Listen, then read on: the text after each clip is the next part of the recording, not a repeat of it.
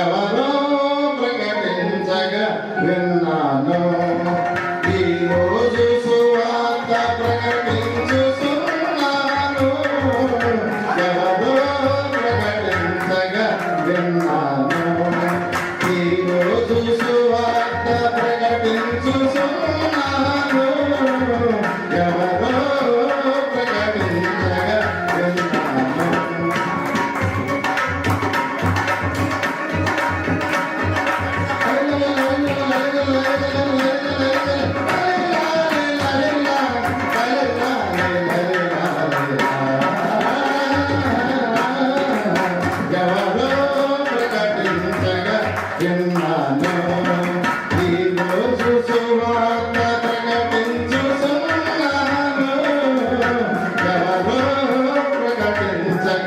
విన్నాను.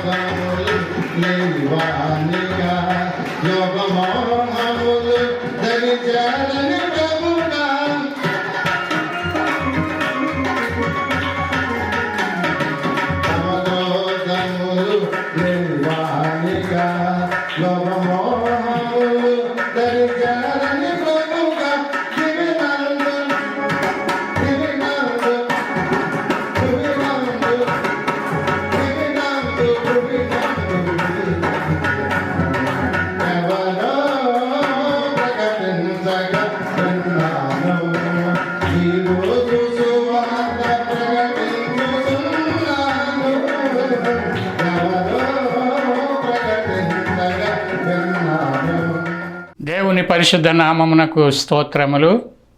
మరి విశ్వాసులందరికీ కూడా దేవుని పేరట వందనాలు తెలియజేసుకుంటున్నాం. మరి గతంలో చెప్పబడిన విధంగా తాడేపల్లిగూడెం మండలం పెదతాడేపల్లి శివారు వెల్లమెల్లి స్టేజ్ దగ్గర ఉన్నటువంటి షాలేము ప్రార్థనా మందిరం యొక్క దైవజనులు శ్రీ బలుసు సుబ్బారావు గారు మనకి కొన్ని వారములుగా వారు మరి దేవుని పరిచర్య చేస్తూ దేవుని సేవలో వారు వాడబడుతూ ఉన్నారు.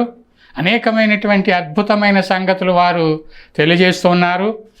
ఈ వారంలో కూడా మరి వారు ధనమును నమ్ముకొనుట వలన మరి కలిగే నష్టాలు, నమ్ముకోవటం అంటే పూర్తిగా నమ్ముకోవద్దని కాదు, ఎంతవరకు అవసరం అంతవరకే.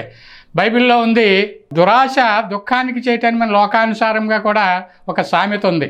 మనకు అవసరాలకు సరిపడగా ధనాన్ని సంపాదించుకోవచ్చు, కానీ అవసరాలకు మించి ధనాన్ని సంపాదించుకోవటం అది మరి దేవుని దృష్టిలో అది పెద్ద మంచిది కాదు. కనుక ధనం కోసం కాకుండా దేవుని యొక్క పరిచర్యలో లేక దేవుని సువార్తను ప్రకటించుటలో మనము ఆసక్తి కలిగి ఉండాలని, ధనాన్ని నమ్ముకోవటం వల్ల మరి ప్రయోజనము లేదు, కానీ దేవుని నమ్ముకోవటం వల్ల ఎంతో ప్రయోజనము ఉంది. నమ్మకమైన వానికి దీవెనలు మెండుగా కలుగును అని లేఖన భాగాల్లో ఉంది. కాబట్టి ధనమును నమ్ముకోవచ్చు, కానీ నమ్ముకొన తగిన దానికంటే ఎక్కువగా నమ్ముకోకూడదు. కానీ దేవుని మీద నమ్మకం ఉంచినట్లయితే అటువంటి నమ్మకమైన వారికి దీవెనలు మెండుగా కలుగుతాయని లేఖన భాగం వివరిస్తుంది. మరి సుబ్బారావయ్య గారు కూడా ఆ దైవజనులు మరి కమ్మ మరి కుటుంబంలో నుంచి రక్షణ పొంది మరి వారు ఈ విధముగా సేవ చేయటం అనేది మరి అనేకమైనటువంటి మరి విశ్వాసులకి అది మాదిరికరముగా మనకి కనబడుతోంది. ఇప్పుడు వారు వచ్చి సువార్త భాగాల్ని మనకు వివరిస్తారు. ధనము గురించి శ్రద్ధగా విని మీ యొక్క అభిప్రాయాలు తెలియపరచవలసిందిగా మనవి చేస్తున్నాము. దేవుడు మిమ్మల్ని అందరినీ దీవించి ఆశీర్వదించును గాక. ఆమేన్. పరిశుద్ధుడా, ఆశ్చర్యకరుడా, పరమ తండ్రి, మీ ఘననామానికి వందనాలు చెల్లించుకుని ప్రార్థన చేస్తున్నాం. ప్రతిఫలం దయచేయండి నాయన. ఈ సమయంలో ఈ స్థలంలోకి వచ్చి మాట్లాడడానికి మీరు అవకాశం ఇచ్చారు. మీకు స్తుతులు స్తోత్రములు నాయన.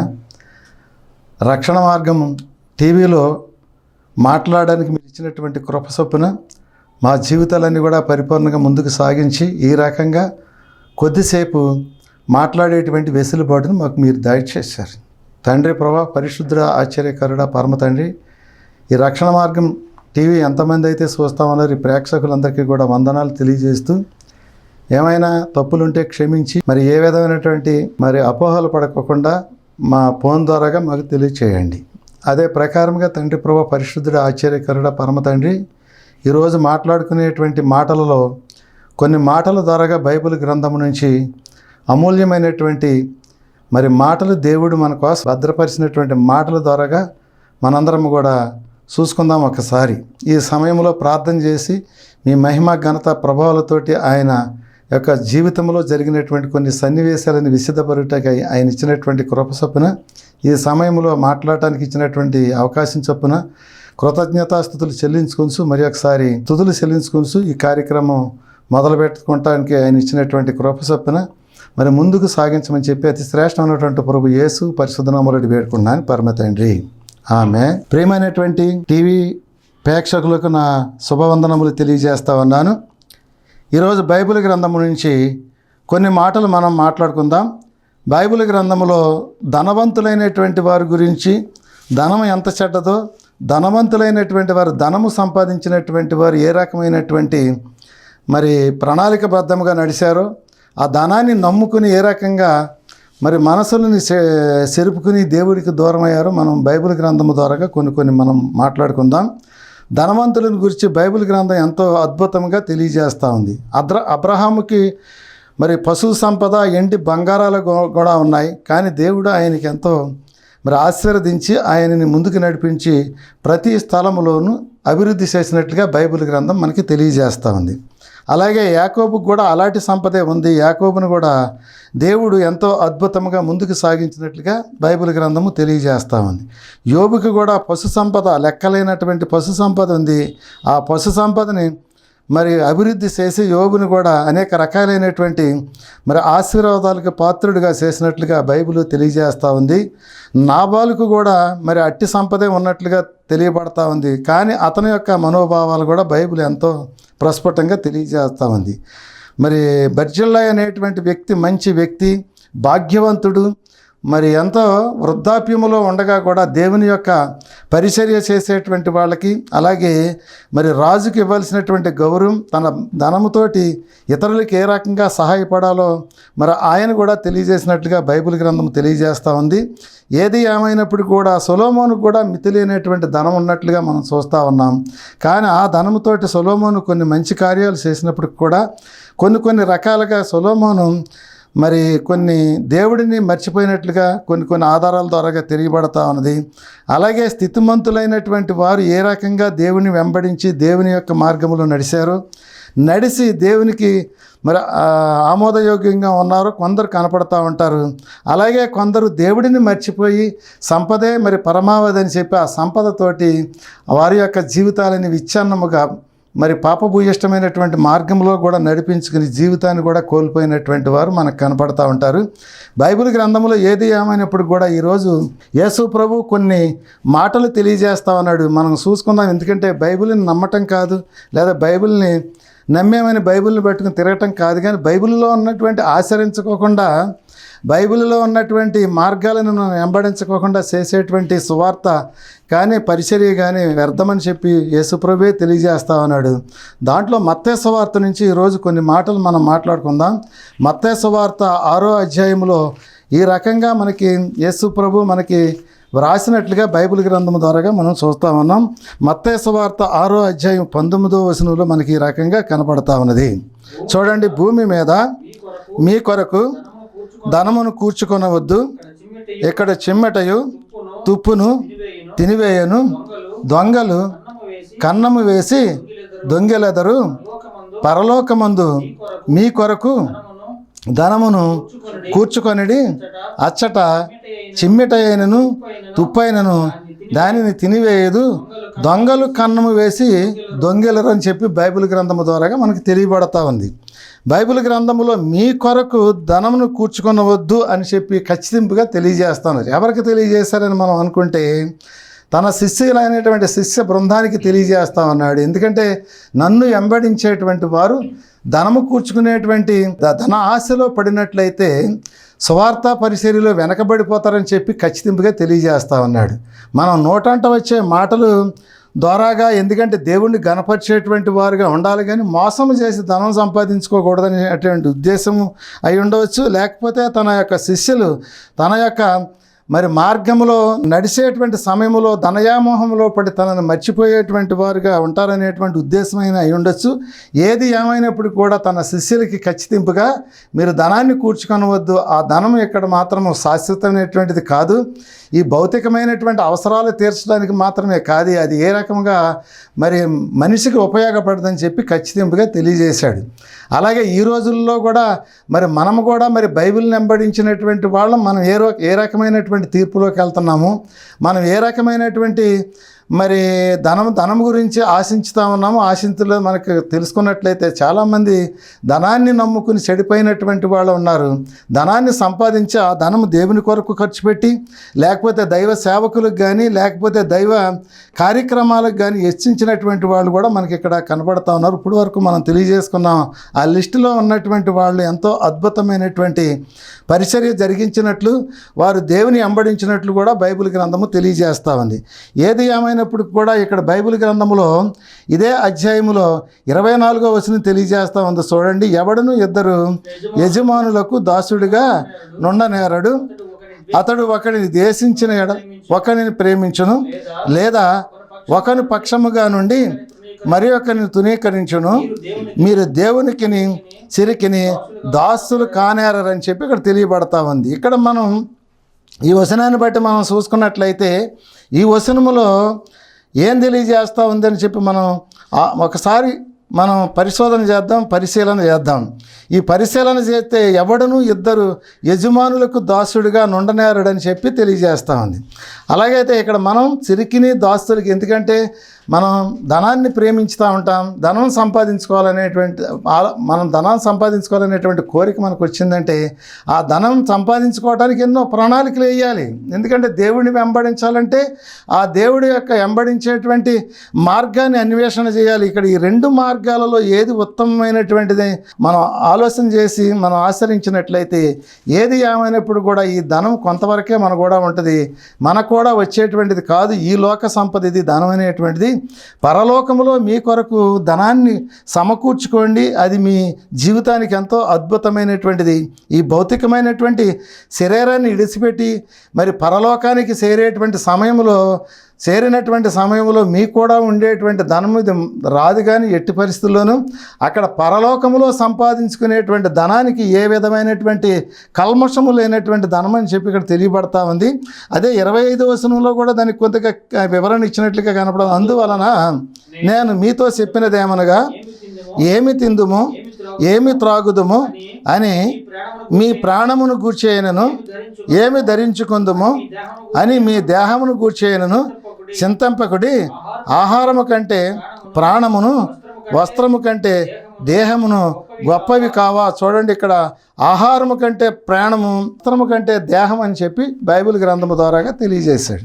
మనం ఏం చేస్తున్నామంటే అలంకారానికి ఎక్కువ ప్రాధాన్యత ఇస్తూ ఉన్నాం. అందరికంటే సేవకులు ముఖ్యంగా ఈ రోజుల్లో మరి దేనికి ప్రాధాన్యత ఇస్తున్నారు అని చెప్పినట్లయితే బైబిల్ని నమ్మినటువంటి వారు కూడా దేనికి ప్రాధాన్యత ఇస్తున్నారు అంటే వస్త్రాలకు ఎక్కువ ప్రాధాన్యత ఇచ్చినట్లుగా మనం చూస్తూ ఉన్నాం. ఈ రోజులలో మరి సేవకులు ఎన్నో మరి విలువ కలిగినటువంటి వస్త్రాలు ధరించుకుని మరి విశ్వాసుల కన్నా మరి భిన్నముగా ఉండాలనేటువంటి ఉద్దేశంతోటి అలాగే విశ్వాసుల కన్నా ఎక్కువ మరి ధనవంతులైనటువంటి వారుగా ఉండాలనేటువంటి ఆలోచనతోటి ఎన్నో రకాలైనటువంటి అలంకార ప్రాయమైనటువంటి వస్త్రాలను ధరించుకుని వేదికల మీద సంచరించుతా ఉన్నాడు. మరి ఆ రోజులలో యేసు ప్రభు తన శిష్యులనేటువంటి వారు మరి 13 మంది కలిపి ఒకే రకమైనటువంటి వస్త్రధారణలో ఉన్నట్లుగా కూడా బైబిల్ తెలియజేస్తూ ఉంది. దాన్ని చదివి కూడా మనం ఏం చేస్తున్నామంటే ఆయన యొక్క ఆలోచనలను ఆయన యొక్క ఆశలను నెరవేర్చనటువంటి బిడ్డలుగా ఇక్కడ కనపడుతున్నామని చెప్పి బైబిల్ గ్రంథము తెలియజేస్తూ ఉంది.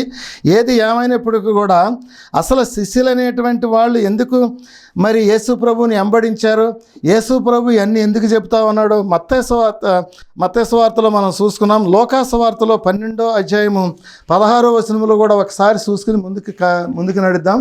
లూకా సువార్త 16వ అధ్యాయము 12వ అధ్యాయము 16వ వచనం చూసుకుందాం ఒకసారి.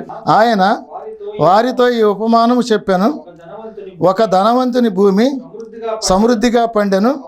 అప్పుడు అతడు, నా పంట సమకూర్చుకొనుటకు నాకు స్థలము చాలదు గనుక నేనేమి చేతనని తనలో తాను ఆలోచించుకుని, నేను ఎలాగు చేతును, నా కొట్లు విప్పి వాటికంటే గొప్ప వాటిని కట్టించి అందులో నా ధాన్యమంతటిని నా ఆస్తిని సమకూర్చుకొని నా ప్రాణముతో ప్రాణమా అనేక సంవత్సరములకు విస్తారమైన ఆస్తి సమకూర్చబడి ఉన్నది, సుఖించుము, తినుము, త్రాగుము, సంతోషించుమని చెప్పుకొందుననుకొనెను. అయితే దేవుడు, ఎర్రివాడ, ఈ రాత్రి నీ ప్రాణమును అడుగుచున్నాను, నీవు సిద్ధపరిచినవి ఎవని వగునవని అతనితో చెప్పిన. చూడండి, బైబిల్ గ్రంథము ద్వారా మనం చూసినట్లయితే బైబిల్ గ్రంథంలో ఎంతో అద్భుతమైనటువంటి వివరణ ఇక్కడ ఇస్తూ ఉంది. ధనవంతుడైనటువంటి వాడు ఇక్కడ ఈ రకంగా అంటా ఉన్నాడు. ఏమంటున్నాడంటే, నా పొలం ఎంతో సమృద్ధిగా పండింది, ఈ పంటలు భద్రపరచుకోవటానికి ఏ విధమైనటువంటి నాకున్నటువంటి వెసులుబాటు లేదు, ఇంకా అభివృద్ధి చేసి ఇంకా ఎంత పెద్ద పెద్ద కొట్లు కట్టించుకుని పెద్ద వాటిల్లో దాచుకుని నా జీవితం అంతా పరిపూర్ణంగా ముందుకు సాగించుతానని చెప్పి ఆలోచన చేస్తూ ఉన్నాడు.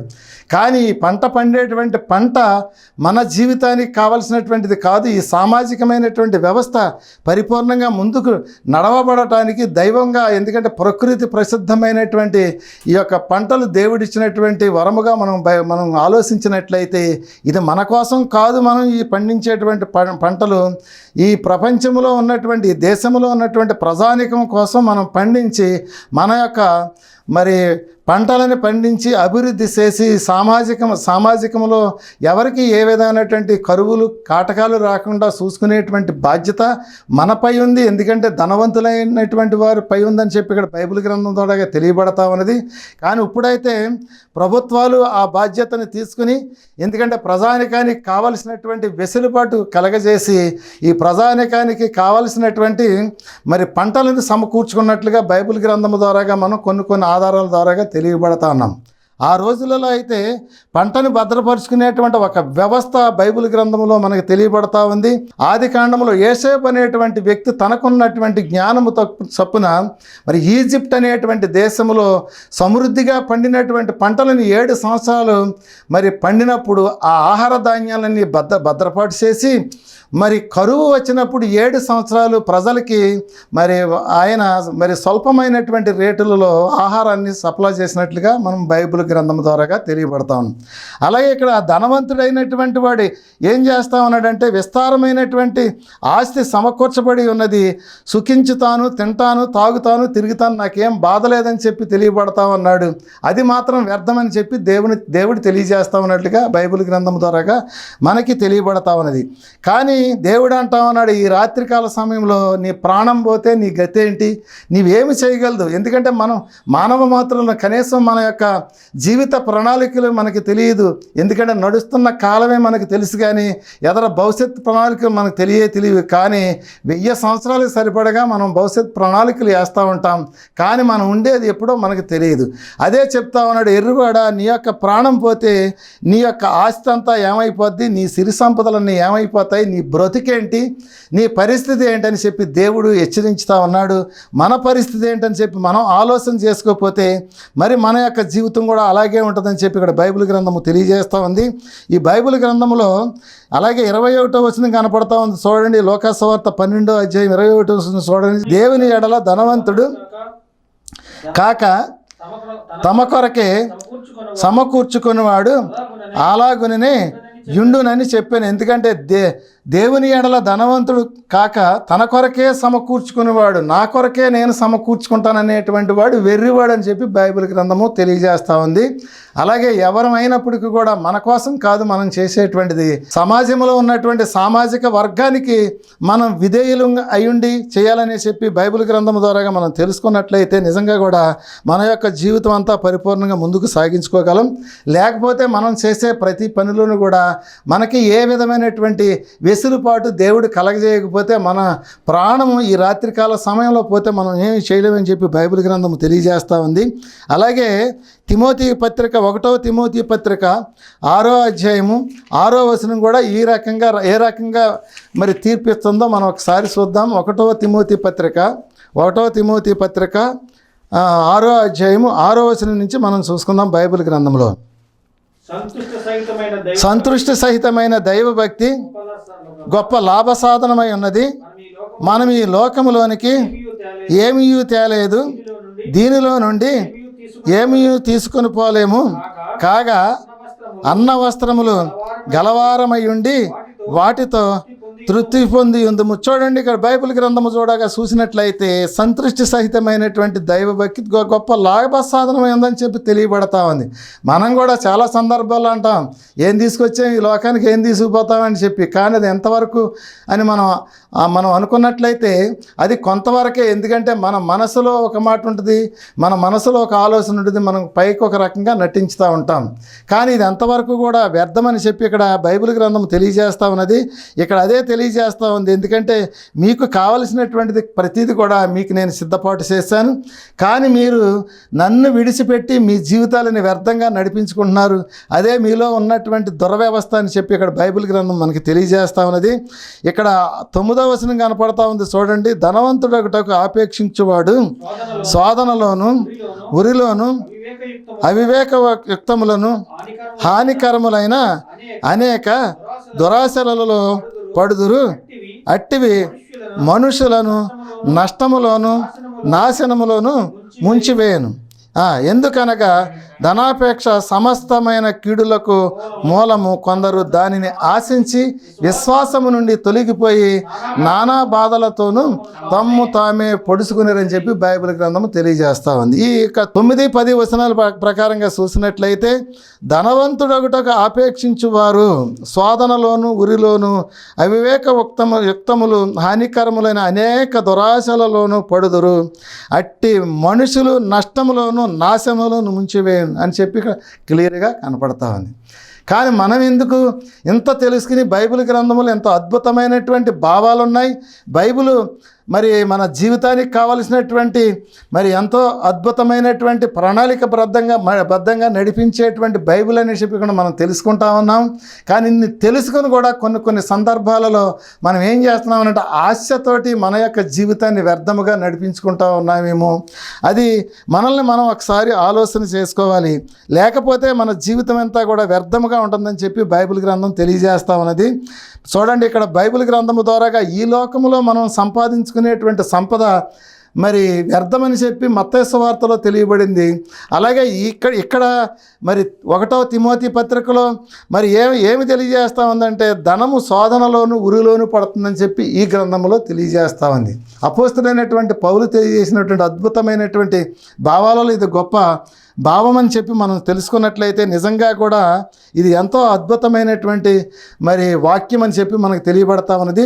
చూడండి, దీన్ని బట్టి మనం చూసుకున్నట్లయితే ధనాన్ని ఆశించినటువంటి వాళ్ళు కొంతమందిని మనం ఈరోజు చూసుకుందాం.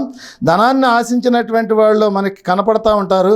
కొత్త నిబంధన గ్రంథంలో యోధ, ఎందుకంటే మరి యేసు ప్రభు కూడా తిరిగి యేసు ప్రభు చెప్పినటువంటి మాటలు అంగీకరించి యేసు ప్రభు యొక్క మాటలని మరి మనసులో ఉంచుకుని కూడా ఆయన ఏం చేశాడని చెప్పి మనం చూసినట్లయితే ఆయన ధనయామోహంలో పడి చివరికి ప్రాణాన్ని కోల్పోయినట్లుగా కొత్త నిబంధన గ్రంథంలో మనకి తెలియజేస్తూ ఉంది.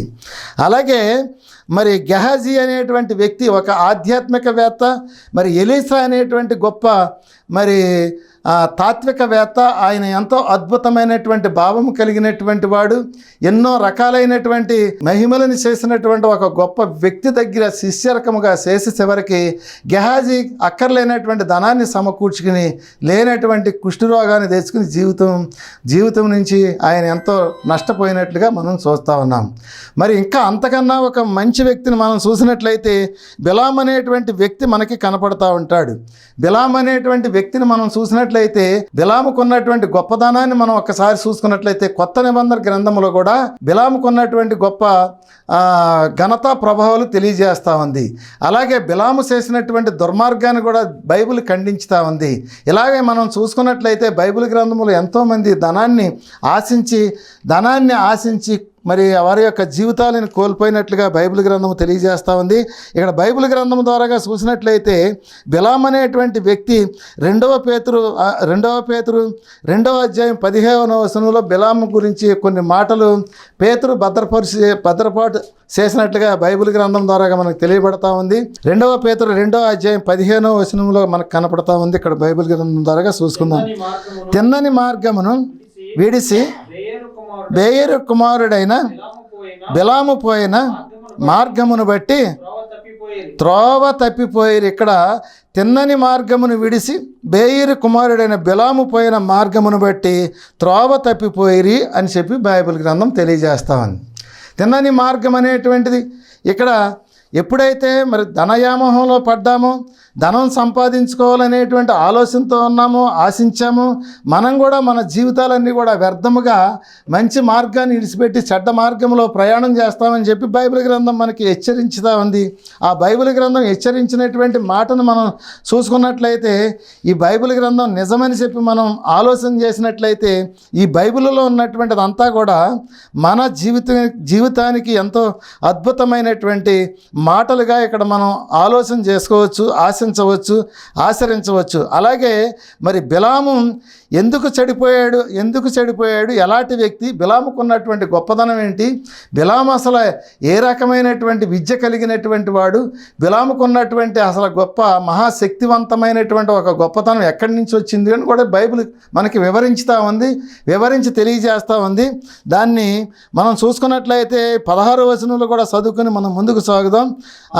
ఆ బిలాము దుర్నీతి వలన కలుగు బహుమానము ప్రేమించను, అయితే తాను చేసిన అతిక్రమములను నిమిత్తము అతడు గద్దెంపబడెను. ఎట్లనగా నోరు లేని గార్భవము మానవ స్వరముతో మాట్లాడి ఆ ప్రవక్త యొక్క వెర్రితనము అడ్డగించనని చెప్పి ఇక్కడ తెలియజేస్తూ ఉంది. మనం చూసుకున్నట్లయితే మరి ఒక నోరు లేని పశువు కూడా మనిషికి బుద్ధి చెప్పేటువంటి స్థితికి వచ్చింది అని అంటే మానవుడిలో ఉన్నటువంటి అజ్ఞానం ఏ రకంగా వెర్రి తలలేస్తుందో మనకి అర్థమవుతూ ఉంది. ఆ వెర్రి తలలు అనేటువంటిది ఏమిటి అని మనం ఆలోచన చేసినట్లయితే మన ఎదుగుదలని అడ్డగించేటువంటిదే ఎర్రి తలలు అని చెప్పి ఇక్కడ బైబిల్ గ్రంథం తెలియజేస్తూ ఉంది. మనం ఎంతో అభివృద్ధి చెందాము, దేవునిలో ముందుకు సాగుతూ ఉన్నాము, దేవుని యొక్క ప్రణాళికబద్ధంగా మనం ముందుకు సాగుతూ ఉన్నాము, దేవుని కార్యక్రమాలు ముందుకు సాగించుతూ ఉన్నాము, దేవుని పని మనం చేస్తూ ఉన్నాము. కానీ అనుకోకుండా వచ్చినటువంటి అసూయ, అనుకోకుండా వచ్చినటువంటి దురాశ, ఇలాంటివన్నీ కూడా మన జీవితానికి ఎదుగు లేకుండా చేసి మన జీవితాన్ని కృంగతీస్తుందని చెప్పి బైబిల్ గ్రంథము ద్వారాగా తెలియబడతా ఉన్నది.